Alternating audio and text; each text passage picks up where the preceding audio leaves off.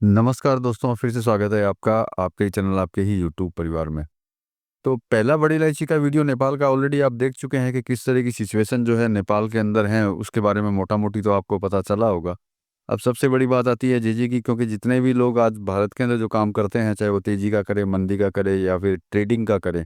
सबसे ज़्यादा जो माल बिकने वाला होता है, वो होता है जेजे। तो जेजे के ऊपर चर्चा करेंगे, साथ में ये जानने की कोशिश करेंगे कि जो फसलों में जो प्रॉब्लम हो रही है, उसमें जो है सबसे ज़्यादा प्रॉब्लम जो है किन फसलों के अंदर हो रही है। क्योंकि पिछली बार जो जब गए थे, तो पिछली बार के अंदर एक अलग फसल थी जो मतलब यूँ समझ सकते हैं कि आप लोगों की गिनती में नहीं आती है, जिसको गोलदाना बोलते हैं, आपको पता ही है। तो गोलदाना तो आप लोगों की गिनती में नहीं आता, गोलदाना अलग से जो है एक्सपोर्ट हो जाता है और वो कैलकुलेशन के अंदर नहीं आता है, क्योंकि वो मंडियों में भी जो है, भारत की मंडियों में तो शायद मोटा-मोटी किसी भी मंडी के अंदर जो है नहीं पहुँचता और मोस्टली सारा का सारा एक्सपोर्ट हो जाता है। इसका इस बार का भी खेल जो है बिल्कुल अलग तरीके का है, लेकिन यूँ समझ सकते हैं 2024 के हिसाब से जो है इस साल भी वैसा का वैसा ही है। लेकिन फिर भी जो है आपको समझना ज़्यादा ज़रूरी है कि 2024 में जो था वैसा का वैसा ही है या फिर कुछ चीज़ें जो हैं इसके अंदर अलग है। तो चलिए इन्हीं सभी चीज़ों के ऊपर चर्चा करेंगे दोस्तों, लेकिन चैनल पर नए हैं तो वीडियो को लाइक और चैनल को सब्सक्राइब ज़रूर कर लीजिएगा। लगता हो शेयर के लायक है तो शेयर भी ज़रूर कर दीजिएगा। और मैं कहता हूँ ज़रूर शेयर कर दीजिएगा, जिससे कि जिन लोगों ने माल खरीदा हुआ हो उनको कम से कम जो है ग्राउंड रिपोर्ट उनको मिलती रहे, जिससे उनको पता रहे कि एक्चुअल में सिचुएशन जो है क्या चल रही है और बाज़ार जो है क्या चला रहे हैं।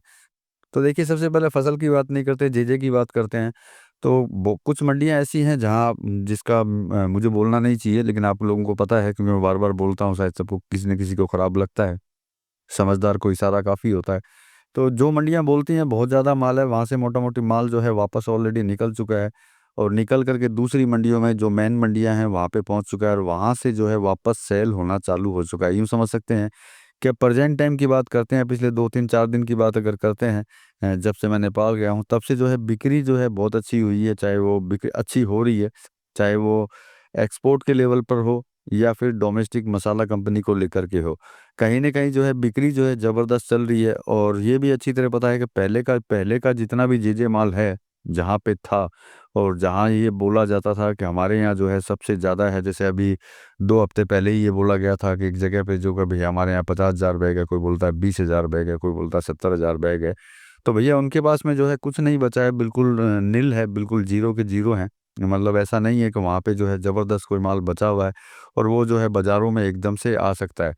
अब देखिए, कागज़ों के लिए मैं हमेशा हर वीडियो में बोलता हूँ, कागज़ों में जब आपको माल बेचना हो तो कम और ज़्यादा जो है आप कर सकते हैं, क्योंकि आपको माल तो बेचना नहीं है। आपको सिर्फ़ एक पर्ची बनानी है और वो देनी है। उसी से जो है माल बिकना और ख़रीदना जो है चलता रहता है। लेकिन एज़ पर एक्चुअल अगर हम लोग जेजे की अगर बात करते हैं तो उसमें जो है मेरे हिसाब से जो सबसे पहले इंडिया की ही बात करते हैं, नेपाल की बात जो है बाद में करेंगे। तो मेरे हिसाब से उसके अंदर जो है ज़बरदस्त जो है कमी जो है आने के चांसेस जो हैं दिखाई देते हैं। कारण है कि जो इंडिया में माल है वो मेरे हिसाब से 15-20 दिन, महीने 2 महीने में जो है मोस्टली इतना चलना है, इसके बाद में वो चलना नहीं है। वो जो है ख़त्म हो जाना है। क्योंकि जितने भी बड़ी मंडियाँ जो अपने आप को बड़ी बोलती हैं और जिनके पास बहुत ज़्यादा माल है, जो मैंने आपको बोला कि मोटा-मोटी मतलब यूँ समझ सकते हैं 100 में से 95% के करीब माल वहाँ से निकल चुका है और जो थोड़ा बहुत बचा है, वो शायद बिकने लायक भी ना हो। वो बिकने लायक नहीं होगा, इसीलिए जो भी खरीदार जो उनसे माल खरीद रहा है, वो खरीद नहीं रहा है और वो माल सारा एक्सपोर्ट हो रहा है। नेपाल की अगर चर्चा करते हैं कि नेपाल के अंदर, तो जहाँ-जहाँ मैं गया हूँ, वहाँ पे मैक्सिमम जो है बोल्ड माल जो है ज़्यादा वहाँ होता है, जहाँ-जहाँ मैं गया हूँ। जहाँ पे यूँ समझ सकते हैं कि पिछले साल जितना माल आएगा, उतना का उतना माल जो है दोबारा आएगा। मतलब उन एरियो के अंदर जो है जेजे जो है बिल्कुल भी नहीं है। जो ज़्यादा बड़े एरिया हैं, तो ज़्यादा बड़े एरिया में जेजे ना होकर के बोल्ड माल आएगा, तो मतलब कि यूँ समझ सकते हैं कि बोल्ड जो है ज़्यादा माल रहेगा और जेजे के अंदर जो है कहीं न कहीं जो है कमी देखने को मिलेगी। जैसे मैंने बोला, पिछली बार जो है गोलदाने की मैंने बात की थी, गोलदाना इस बार भी नहीं है। जिन एरियो में गोलदाना होता है, जितना पिछली बार आया था उतना ही गोलदाना इस बार आना है। तो लंबा चौड़ा गोलदाना भी नहीं है, वैसे ही जो है जेजे नहीं है, क्योंकि जिन-जिन एरियो में मैं जाता गया हूँ, उन सभी एरियो के अंदर जो है बोल्ड माल जो है ज़्यादा है। बोल्ड आप समझते हैं, ये मोटा माल जिनमें आप लोग ट्रेड नहीं करते हैं, आप सबसे ज़्यादा ट्रेड करते हैं जेजे को लेकर के। तो लेकिन ऐसा भी नहीं है कि बिल्कुल भी नहीं है, ये नहीं बोल रहा मैं जेजे जो है ही नहीं। तो जिन एरियो में मैं गया और जो दूसरे एरियो में मैं वहाँ गया, तो वहाँ पे जो जेजे माल है, लेकिन एवरेज अगर हम लोग निकालते हैं कि भैया किस एरिया में कितना है, तो कहीं न कहीं प्रॉब्लम है। अब आपको ये भी समझना होगा कि भई पहली फसल जो है, जैसे मैं बोला 10-12% के करीब है, तो हम लोग मान लेते हैं कि भाई जे हो या फिर अपन नॉर्मल बड़ी इलायची की बात करते हैं, उसकी क्वांटिटी जो है नेपाल से ज़्यादा आने वाली है। हम मान लेते हैं 10 से 15% या 20% जो है ज़्यादा आएगी।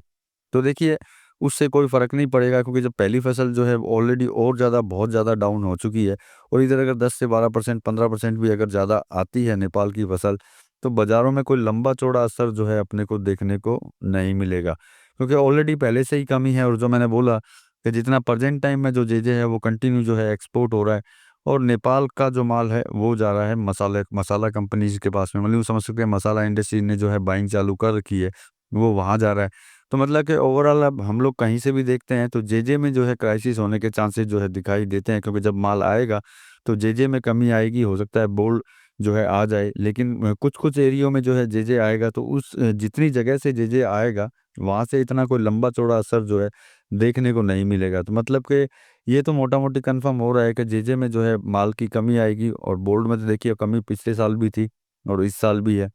मतलब कि बोर्ड के अंदर जो है कहीं पे भी फसल खराब नहीं है, कोई प्रॉब्लम नहीं है। लेकिन बस बात यही है कि जितना पिछले साल था उतना का उतना इस साल आएगा। मतलब कि किसी भी तरह की जो नई फसल जो है बिल्कुल भी लगाई नहीं गई है, अब बस जितना है उतना ही है, और जे के अंदर जो है कमी देखने को मिल रही है। देखिए, ये सारी चीज़ें मैं आपको इसलिए बताता हूँ कि ग्राउंड की बातें आपको ध्यान रहेगी, तो आपको क्या है, निर्णय करने में जो है तकलीफ नहीं होगी, कोई प्रॉब्लम नहीं होगी। क्योंकि बाज़ारों में कुछ भी कह सकते हैं, जैसे मैंने आपको ये बात पहले ही बोल दी है कि अपन 20% तक भी अगर ज़्यादा मानते हैं, तब भी जो है किसी तरह का फ़र्क जो है बाज़ारों के अंदर नहीं पड़ने वाला। 20% ज़्यादा होने का मतलब, जब मैंने बोला नई जो पहली फसल जो आएगी, उसमें जब कुछ माल आएगा ही नहीं, मतलब पहली फसल का तो मुझे लगता है कि आप लोगों को या मेरे को जो है पता ही नहीं चलेगा कि पहली फसल आई और चली गई। क्योंकि किसान लाएगा, फटाक से बेचेगा, उतनी क्वांटिटी होगी नहीं, किसी को पता भी नहीं चलेगा, ना ही नेपाल के मार्केट में इतना कोई प्रॉब्लम होगा, और ना ही कोई इंडिया के मार्केट में कोई प्रॉब्लम होगी। मतलब कि पहली फसल को हम लोग भूल जाते हैं, अगली फसल जो है नवंबर में आने वाली, वैसे भी इस बार अक्टूबर में नहीं आएगी, जो मैंने किसानों से बात की है, मोस्टली सभी यही बोल रहे होंगे कि अक्टूबर में आएगी, लेकिन जो किसानों से बातचीत करने से पता चला है कि वो नवंबर में जा कर के आएगी। तो नवंबर में अगर 15-20% फसल ज़्यादा भी आती है, तब भी कोई फ़र्क नहीं पड़ना, क्योंकि पहले से जो है कोई माल होगा नहीं। जो मैंने ओवरऑल देखा है उसमें तो यही दिखाई देता है कि बराबर के अंदर रहेगी, जितनी पिछले साल आई उतनी ही टोटल फसल आएगी, जिसमें बोल्ड ज़्यादा होगी और जे में थोड़ी सी कमी रहेगी। तो अब देखिए, ये सारी रिपोर्ट्स है, और अभी नेपाल के और भी कुछ वीडियो बाकी हैं जो अभी तक मतलब यूँ समझ सकते हैं रेडी नहीं हुए हैं, क्योंकि वहाँ बहुत ज़्यादा टुकड़ों के अंदर बनाने पड़ते हैं, फिर उनको क्या जोड़ करके फिर वापस इस जो है सेट करना पड़ता है, उसके बाद ही जो है आप तक जो है वीडियो पहुँचते हैं। तो उनके लिए आप इंतज़ार करते रहिएगा, क्योंकि मैं जल्दी जो है जितनी जल्दी जो है एडिट होते जाएँगे वीडियो, मैं आपको दिखाता जाऊँगा। उससे भी जो है आप अपना मतलब एक निर्णय लेने में जो है आपको आपको जो है हेल्प मिलेगी, जिससे कि आपको पता रहेगा आपको किस तरीके से जो है बड़ी इलायची को लेकर के आगे की तरफ जो है बढ़ना है। बाकी देखिए, मेरा काम होता है सिर्फ़ रिपोर्ट्स आप तक पहुँचानी, बाकी आप अपने विचार से जो है काम कर सकते हैं, चाहे वो बेचने का हो या फिर खरीदने का। तो चलिए, मिलेंगे अगली वीडियो में अगली जानकारी के साथ में, तब तक के लिए धन्यवाद।